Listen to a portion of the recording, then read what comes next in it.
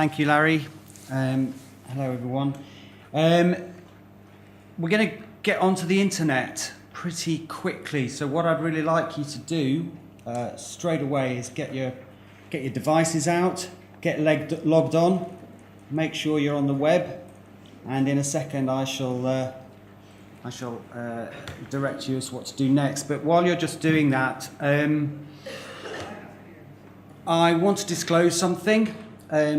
Last night at about 11:30, I drank a coffee.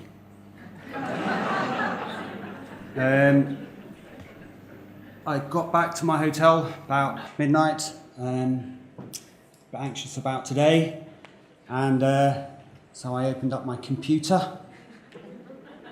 I did a blue screen work for about an hour, I think, maybe an hour and a half, got into bed about 1:30. And I tossed, I turned, I couldn't sleep very well, it was a bit hot.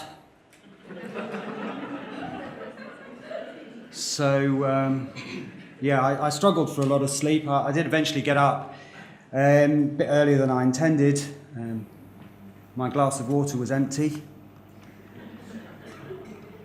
And so I'm not feeling that resilient.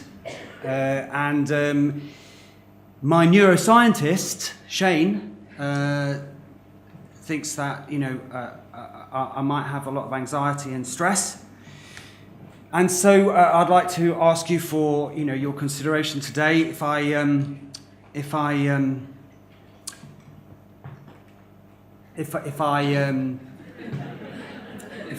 lose track or forget what I say, I just hope you be kind and supportive, and at the end you just give me a really rousing round of applause, because you wouldn't want to make my anxiety sort of move in the wrong direction at all. So I did have a note, but from my neuroscientist, but I seem to have lost it.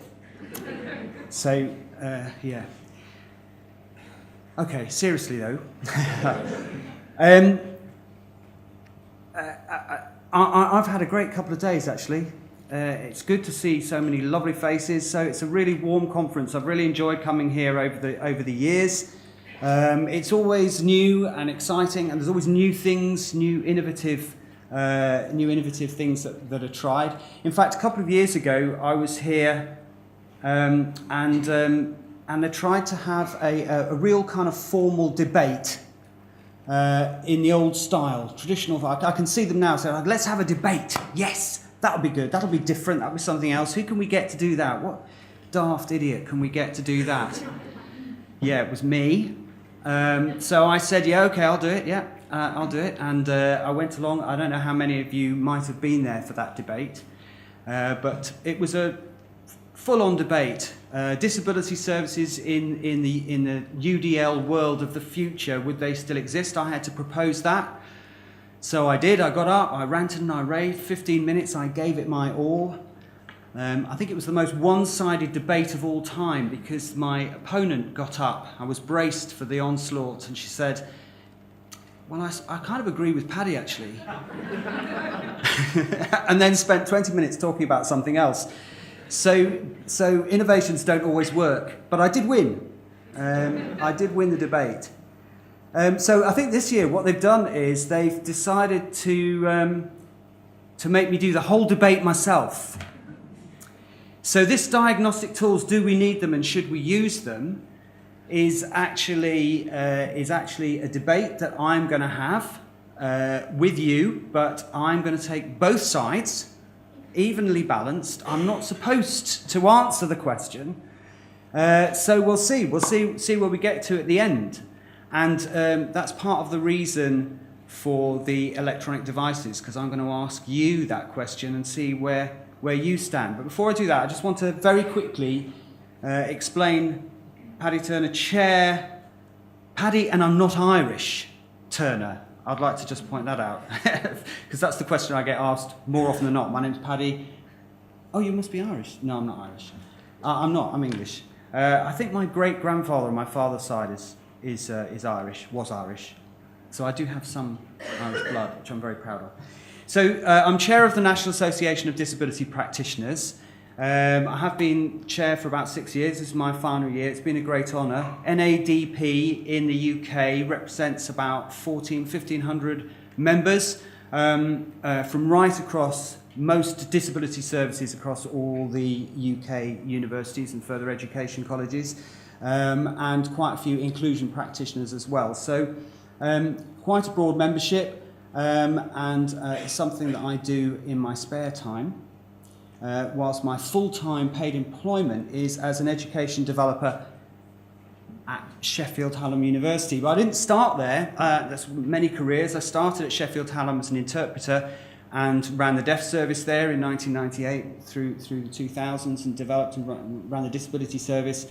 I was increasingly speaking to academics about changing their practice towards being more inclusive, which also began to make very little sense. My job title was Head of Inclusive Practice, brackets, Disability, which to me didn't make any sense at all. And I got shifted then across into an academic role. So now I spend a lot of my time talking in detail with academics about their practice, because I am supporting them towards their professional recognition as a teacher in higher education.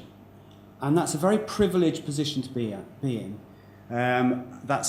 Academics right across the institution, every discipline, talking to me about what their practice is, reflecting on what they do and why they do it, and linking it to good practice.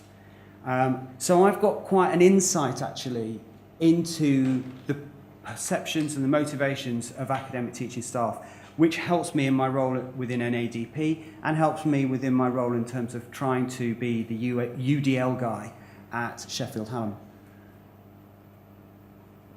Now, I wanted to say that. I know it's a bit long-winded, but I wanted to say that because if I'm going to take two sides of a debate, I think it's important you know sort of more or less where I stand, and therefore if I might have a little bit of bias one way or the other, and it's something that you can decide. So now I want to know a little bit about whether you've got bias one way or the other.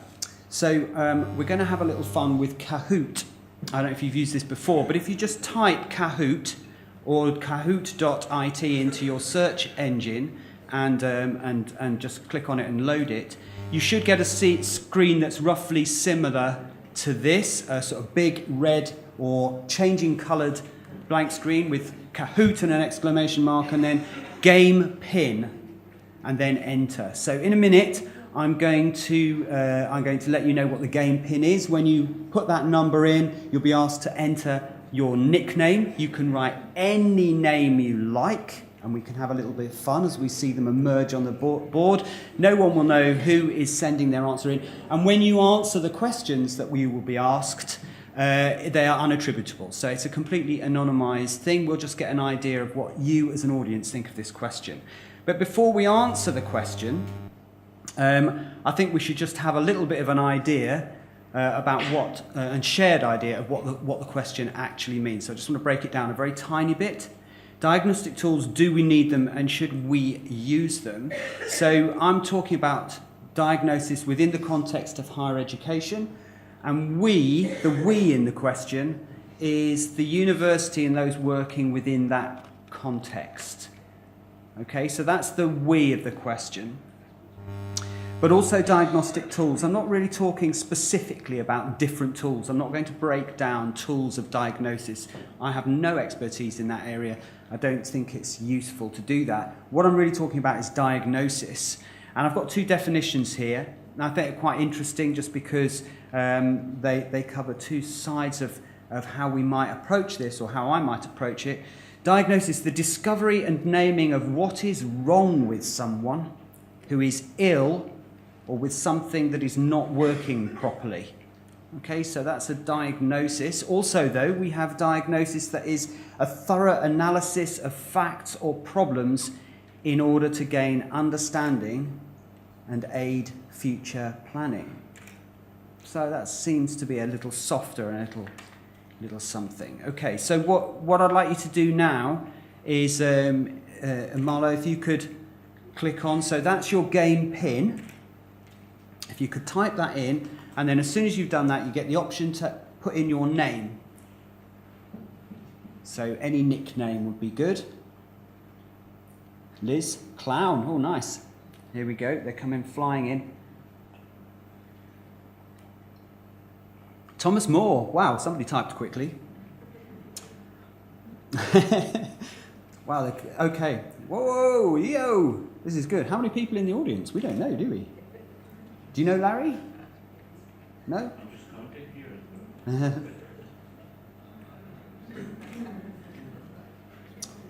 Yeah, they're still flying in. So, hello. UDL Personal. Oh, UDL Person, yeah, oh good, thanks. UDL Person.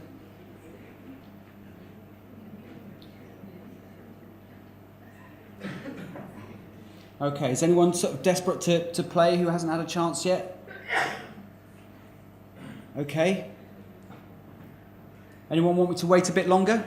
No. Yeah, okay, got one more coming in. Nearly there, 107. Thanks, Ellie. Okay, I think we're just more or less there.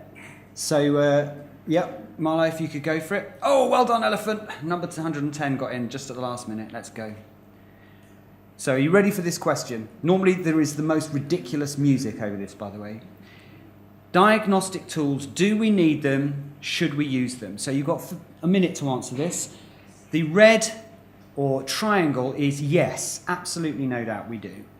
The diamond in blue, yes, I think so. Perhaps we could limit it more. The yellow circle is there are times we have to, but best to avoid it if we can. And the green square is no. We should focus on barriers. Okay, so where do you stand on this question, everyone? Yes, absolutely no doubt. We do need them, and we should use them. That's red triangle. Blue diamond is yes, I think so. Perhaps we could limit it more.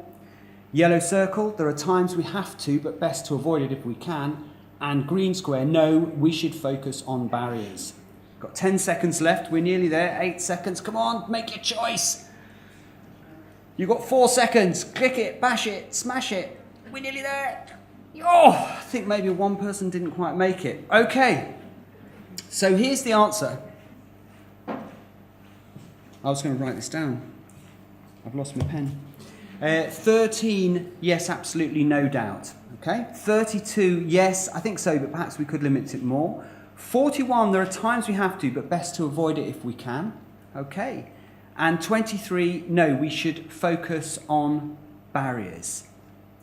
Okay, so that's quite an interesting split, isn't it, for the whole room to have a whole range of answers. And it'll be interesting to see whether there is any change. But you know, I've made a little bit of a rod for my own back, because if I do want you to actually change your position, the latest theory from our favourite neuroscientists is actually that the chances are once you've committed yourself to something, you're not going to change your mind. So I forced you to take up a position now, and you're not going to. I'm just going to quickly read something from The Observer that came out in England just a couple of weeks ago by Tim Adams. It's a thought piece. I'll read it slowly because it's difficult for interpreters to follow too quickly when it's like this because it's such condensed writing. Neuroscientists believe that there is a biological basis to confirmation bias. When we find or share information that confirms our beliefs about the world, they suggest, we get a dopamine rush, similar to the one we get if we eat chocolate or fall in love. We tend to fear the prospect of losing that rush of certainty. If faced with a challenge to our understanding of the world, something that does not fit with our belief, our instinct is immediately to look for ways to assimilate or neuter that challenge. This latter state is called cognitive dissonance. Multiple experiments show that state to be uncomfortable, and most of us do all we can to dispel it. Our identity is invested in the opinions and beliefs we hold. threaten those beliefs and you threaten self-understanding.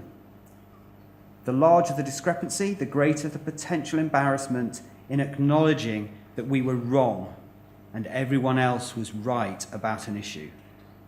The greater lengths we go to prove our confirmation bias, polarizing us still further. So I think that's really interesting, because I think most of us are engaged in one way or another in trying to effect change. And so we have to think really carefully about how far we're polarizing the debate when we talk with staff and ask them to change. Okay?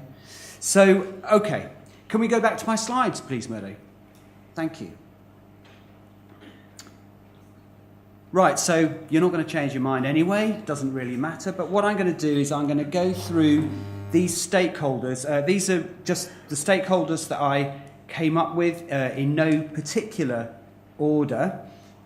I will run through them and give you an idea of my thinking. So we have quality standards there, university, parents, funding bodies, policy makers, students, disability service and advisors, diagnosticians, academic tutors. Okay, so I'm going to give the arguments for. So let's just think about the university, since it's at the top there, near enough the top, and the university really wants to know about who they've got in their institution. They need stats. They need to analyse those stats in order to be able to respond appropriately. They need to be able to have a picture of the diversity in the university in order to be able to respond to any difficulties that arise. So, for example, in the UK, we have a national student survey that's final year students have to complete right across the country, and the outcomes from that national student survey, which is all about the student experience and what they feel about their experience at university, that data forms league tables and positions universities in those league tables. It's incredibly important for universities. Whether you agree with the idea and the principle or not, the fact is that it's there and it's important. And also internally it's important because you can respond to those. So, for example, at my university a few years back, it was possible to dig down, and we could see that students with dyslexia were having a much poorer experience in health and well-being faculty with regard to their experience of placement. So we were able to dig down into that and try and effect some change and improve that experience and be able to find where that experience was. So all that kind of statistical analysis is really important. It's also really important, certainly in the UK, and I imagine in other countries too, from the perspective of funding. So we have to know how many disabled students are in the institution who are claiming disabled students' allowances, but also who exist in the institution, in order to be able to access certain levels of funding. And some funding is calculated based on the proportions of disabled students to non-disabled students. If we don't have diagnosis, we cannot identify those disabled students. So then we would lose quite a considerable amount of funding, which that funding then goes back into, in most institutions, some kind of way of supporting disabled students. So it's supposed to be a sort of iterative process in that sense. So it's important for those reasons too. It's also important, if you think about it, for legal reasons. So the university may have to defend itself on a systemic in a systemic way from the accusation that they're not responding to the needs of disabled students appropriately. So if there's a discrimination case, is it something that's an outlier? Something's happened that has discriminated against that individual student? Or is it something that's quite systemic? And the university needs to have records to be able to prove that. And they need to be able to prove that by having statistics around this and knowing that disabled students are in fact disabled. Okay. Parents, fairly obvious. Parents want to know from the perspective of their own students, their own children, They want to be able to support them. They like to have the facts to hand. They want to know from somebody, a diagnostician, that their child has particular needs, and they want to be able to then make sure that the university is following that. Whether they can or should is a different question. That's the parent's perspective. Funding bodies provide money, as I've already indicated, to the university, but also to individual students. They can only do that, really, given that they're protecting the public purse.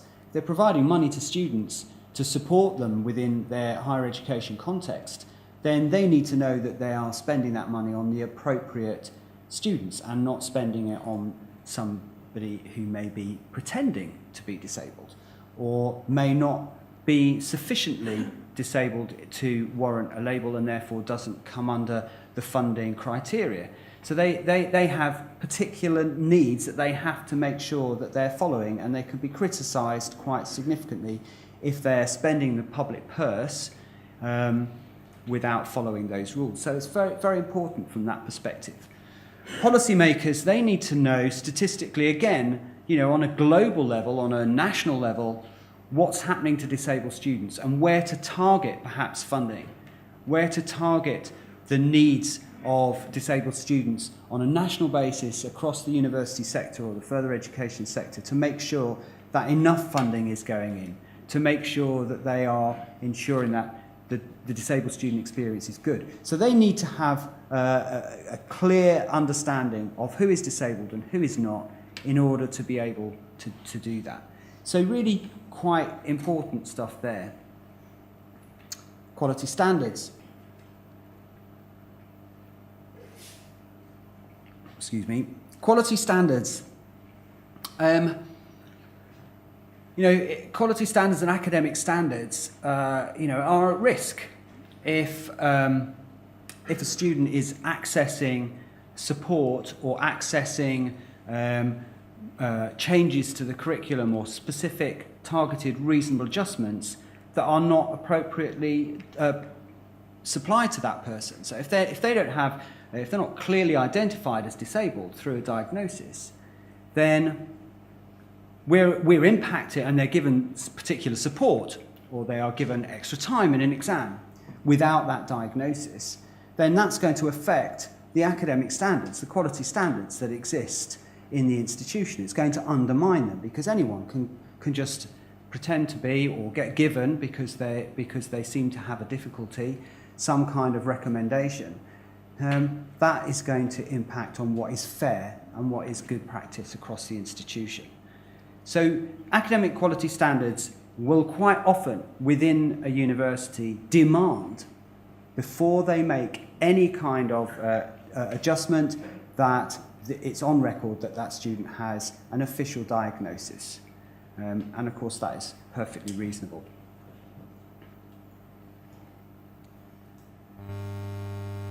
I'll come back to students in just a minute.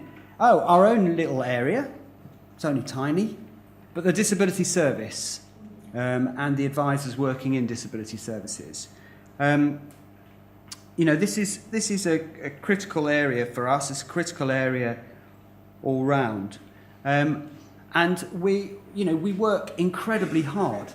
We've heard mention on several occasions so far that the numbers are growing all the time, and it's rare that resources match the number growth. It always lags a bit behind. It's only when we're actually on our knees that somebody grudgingly opens purse strings and provides some more resources. So volume is a massive question for us. Volume and being able to manage that volume in terms of a quality response to students and giving them a decent service is really important. And so it's important that we know that we are providing and targeting our support to the right people. We're often called disability services, disabled student services. If we're not actually supporting disabled students, but supporting students who may not have a disability, we don't know because they don't have a proper diagnosis, then, what does that say about our volume? What does that say about our numbers? And we will very soon get told, excuse me, but you can't complain about volume if you're supporting students that are not disabled. That's not your job. There is another part of the institution that is there to support students who are not disabled. So it's really important just from that angle. But also, diagnosis tells us what we need to know in order to gain understanding and plan ahead, like that second definition we had of diagnosis. It tells us what, sometimes in some cases, in great detail, what that student is actually going to need. We can interpret that much more effectively if we have a diagnosis and be able to respond in a much more targeted and personalised way to the individual student because we have that diagnosis. And that's something that's also really important. We're also in the business of then feeding that information or feeding those support needs and recommendations out to academics. We have to have conversations with academics. We have to have conversations with the quality standards team. And we need to be able to show that we have evidence for the decisions that we're making if we're challenged. And, we're in an academic institution. Academic institutions are founded on evidence-informed practice. That is absolutely central. It's a key professional value for academics in higher education to have their practice informed by evidence. So as practitioners talking to academics in higher education, we need to be supported by evidence. We can't just be making random choices that's going to affect their pedagogy. And as Frederick said, I think on yesterday, I think it's Frederick saying, tutors don't like to be told what to do with their area, around the pedagogy of learning and teaching by some people in the centre who don't really understand what it is they have to do. So we have to have that background support of evidence. Okay. There's probably more things here. There's probably more things that you can think of that will give you another little bit of dopamine rush. But we have the academic tutors themselves who are always exceedingly busy. Just like disability services, academics are struggling all the time to manage their workloads, to keep up. And it's difficult to respond to requests from disability services or wherever it might come from to make changes to their practice specifically for disabled students. And that, as far as they're concerned, is not justifiable if it's not going to be for a specific reason. And they will also have a legitimate evidence-based reason. And they will also have legitimate quarrels with the potential undermining of standards and the quality standards that they're delivering. They don't want to make it easier for people who are not necessarily specifically diagnosed with a disability. They also have to manage their classroom. They have to know where to focus various things. You can't make decisions about how to teach in a more sort of inclusive way if you're not aware of who's in your classroom. So they want to know who they've got in their classroom in order to focus the way they're teaching in the most appropriate way, but also to be able to respond to other students. And this is getting into the area of students now, but in order to be able to respond to other students who may have queries about why it is that some students seem to be allowed to have extra time in exams or not have to deliver a presentation in the same way that other people have to deliver it, or why they've heard they get extra support. And so the academic tutor themselves wants to be able to deal with that directly, wants to be able to respond to that if asked by students and be able to justify it on the basis of proper evidence, proper diagnosis of disability.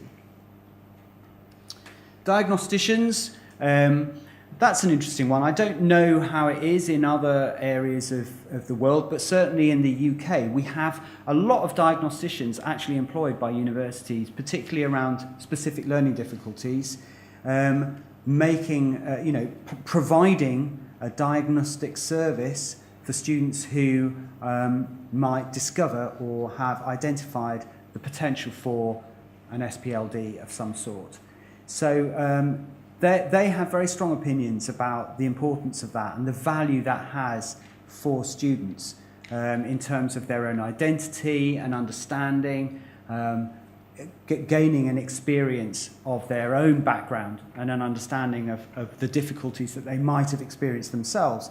Incredibly important. But diagnosticians also obviously get paid for what they do, and they have a professional respect for the service that they provide. So they clearly want very much to continue with providing a diagnostic service, providing diagnosis for students. And then students yourselves, as I've just testified, very, very many cases of students saying how much they appreciated having their needs identified, understanding their needs in a much more defined way, and feeling like there is a legitimate reason that is not about their own inadequacy. And that's incredibly powerful, and we should not underestimate the power that has. Many people who arrive in higher education without a diagnosis are diagnosed whilst they're in higher education. They've managed and coped and used their own strategies, but very often in the face of severe criticism or a constant nagging feeling that somehow they're not as good as other students and that they have to work twice as hard to achieve the same. And then they get diagnosed and they understand for the first time. And that's an incredibly powerful story. Okay. How are we doing time-wise? 10 minutes left. I think I might have gone on a bit long, haven't I? There are other ways of looking at this. Okay, principles. So you guys who thought we should maintain it as it is, you've had a nice dopamine rush. It's time for the other side of the story. There are principles at stake here. Frederick made it quite clear right at the beginning of his presentation, and I thought, oh my goodness, he's going to steal my thunder straight away. But he said it, that's a medical model. We're living in a medical model world. We talk about the social model, and then we ask students to be diagnosed. We ask students to provide evidence of their disability. And where do you draw the line? Where do you say, well, somebody's in a wheelchair, I think I know they're disabled. Somebody cannot see, I think I know they're disabled. And where is the line where you cannot identify that? Where is that line? I don't think it's clear. And if you're taking an inclusive approach, if you're taking a universal design approach, does that not wipe away all the concerns that we've just been talking about? The idea that there are standards that might be undermined by delivering in a way that enables all students to have equal access, well, that just simply doesn't exist. The whole point, even with specific recommendations for disabled students, is not that you're making it easier. Academic standards cannot be undermined. They should not be undermined. That's a fundamental rule. So if you're providing an adjustment, you should never be providing an adjustment that alters the balance of quality and standards. Never. And if you're providing an inclusive environment, you're doing that for all students. You're giving choice to all students. And therefore, all students have access to the same possibilities, and all students are given the same options, they're given the same opportunities to move forward. So in that situation, it stands to reason that there is no undermining of academic quality and quality standards. As a service, as disability services, if we don't have to engage with sending students away to get more evidence, if we don't have to force them to provide evidence, we can get on much more quickly. If we know who the recommendations that need to be made in an inclusive environment and forward our thinking around inclusion and the principles of inclusion, we're going to be reducing our workload in other areas because there are going to be far less requirements for specific needs for specific students. I don't think those go away. We still have a very full workload, but we are going to be managing that workload much more effectively if there are lots of students who are not requiring our services and not needing to come back to us all the time. So that one goes away. There's no real need for funding if teaching is inclusive. The funding is there because it's a recognition of additional costs that are needed. But if the university is managing effectively and delivering inclusively, then those additional costs go away because they're not additional. It's the same budget. And in principle, that's how we should be responding. We're not trying to, we're not saying that we'll teach, that's our cost, but oh goodness, we have these other people coming in, that's going to cost more. We shouldn't be placing that burden in that area. We should be saying all students that we're admitting to the university is part of our core activity. We're an inclusive institution. We want those students there. There is no additional cost. It's all core cost. So we do not need additional funding. So there's no issue there. And the same if you get round to, was it 10 minutes left altogether, or it's 5 minutes left? Okay. Sorry? We've got 10 minutes for Q&A as well. Oh, okay. We have 15 minutes. Brilliant. I want to go to the psychological aspects because the student experience is often the one for everyone that kind of swings it, and I think that's really important, and it's how we should be thinking. We should be thinking about the student experience. We should be concerned about the student experience, and I think that's right. This thing here, it says a second-year medical student just scraping through was afraid they wouldn't pass year 3. Once they were assessed and diagnosed, they got extra time, they passed year 3, well enough to intercalate, passed their BMed overall. They're now doing a postgraduate research degree. They're back in the NHS, specialising in obstetrics and gynecology. And she said that without the assessment, she would be in a very different place. But I don't think that's relevant. I said at the beginning, this is about what we need within the university. That student needs that for themselves. But if we're providing something inclusively, we don't ask them for that. Doesn't mean to say that the student or the parent can't have that experience. Of course they can. That's perfectly within their rights. But that's their need and something that they might want to experience. But it's not our responsibility, and it's not something that we need or we need to use, I would argue, on that side of the question. So it takes away, that's part of the psychological perception here, that if you're looking at it from that perspective, what's important for the student isn't necessarily the experience of going through that process. And if their needs are being recognised through an inclusive design, then we do not need to ask for medical evidence. Okay, can I ask you to get back on your phones and just load up Kahoot again? So there will be many more elements to this debate. The idea is not that I cover it all. I hope the idea is that I've given you some sides of these arguments, enough to start chewing them over yourself. I hope that within this room now, there are people going, yes, but, and that is going on in your mind at the moment, from whichever side of the debate it is. And it may be to maintain your own confirmation bias, or it may be because you've started to analyse it in a slightly different way than you had before. And I hope that that's part of it. So, Murdo, if you could give this new number, if you could type this in. And then stick your name in. You could use a different name. Nobody's going to know. I'm not going to ask the same question here, so I'm not going to see, because, if people change in lots of different directions, we might get exactly the same result. But I'm going to ask you something different. I'm going to ask you, how your mind, where your position is now relative to yourself.